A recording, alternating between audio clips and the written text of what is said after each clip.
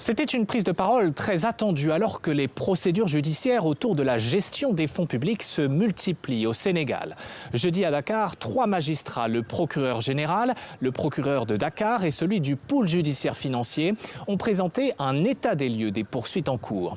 Parmi les principaux dossiers, l'utilisation du fonds de lutte contre la Covid-19 mis en place en 2020 pour financer la riposte sanitaire.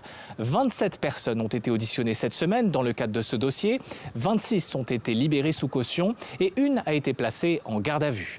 À noter que 5 anciens ministres du régime de Macky Sall sont également visés. Leur cas pourrait déboucher sur une procédure spéciale, comme l'a rappelé le procureur général. Le temps venu, vous serez informé par la procédure qui sera discutée au niveau de l'Assemblée nationale. Parce que les résolutions de mise en accusation seront débattues au sein du temple et vous saurez exactement quelle est l'identité de ces 5 ministres. Et je vous dirai que la liste n'est pas exhaustive, pour que le travail d'exploitation continue.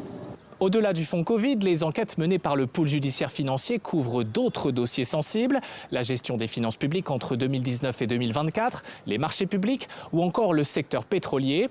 Selon le procureur du pôle judiciaire financier, 262 personnes ont été interpellées dans 292 affaires et plus de 15 milliards de francs CFA ont été saisis depuis septembre.